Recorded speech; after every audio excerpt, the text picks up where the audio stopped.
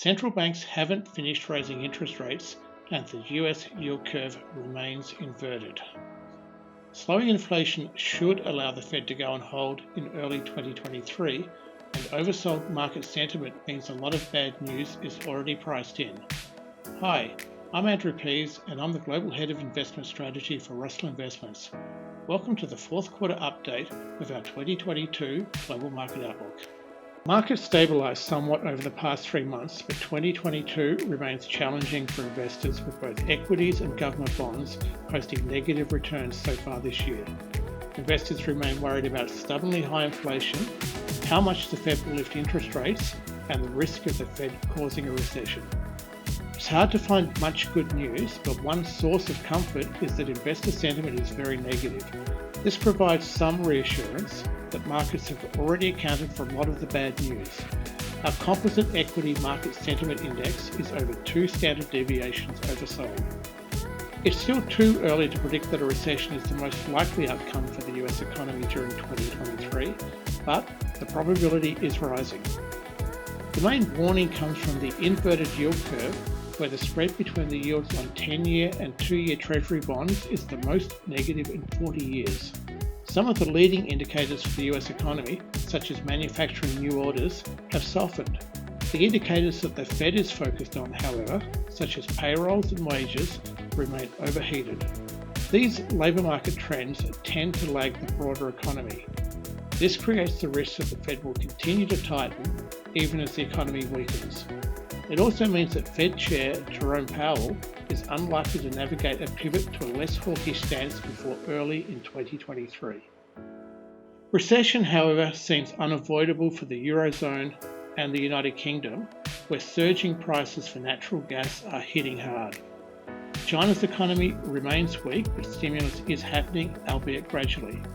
The end of China's COVID-19 lockdowns, hopefully by early next year, should allow growth to recover.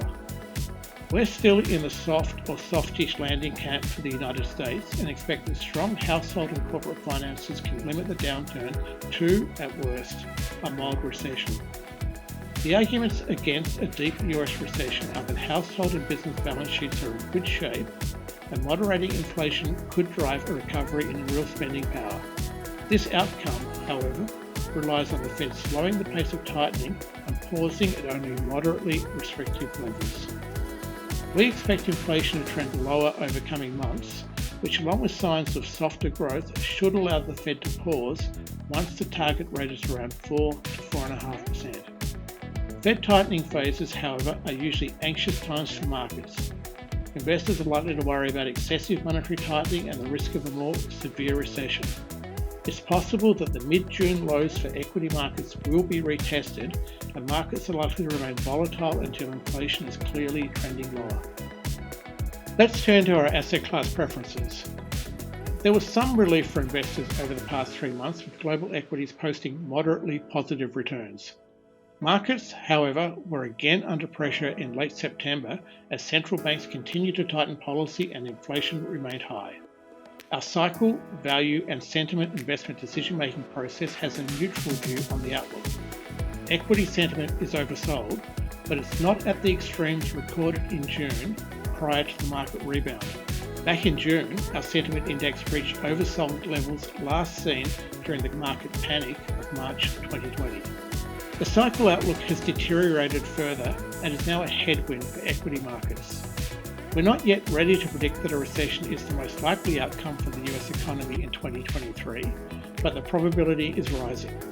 Chairman Powell's address at the Jackson Hole Symposium in late August made it clear that the Fed will continue to tighten monetary policy until inflation is trending lower. He was explicit that monetary policy will remain restrictive for some time. Our valuation methodology is not yet scoring US equities as outright cheap, but value has improved. This methodology, however, suggests that non-US equities are now showing reasonable value. The 10-year US Treasury yield of around 3.7% shows good value.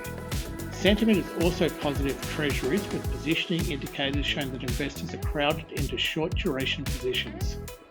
The cycle, however, will not be supportive of a rally until there is a good case that market expectations for Fed tightening have peaked.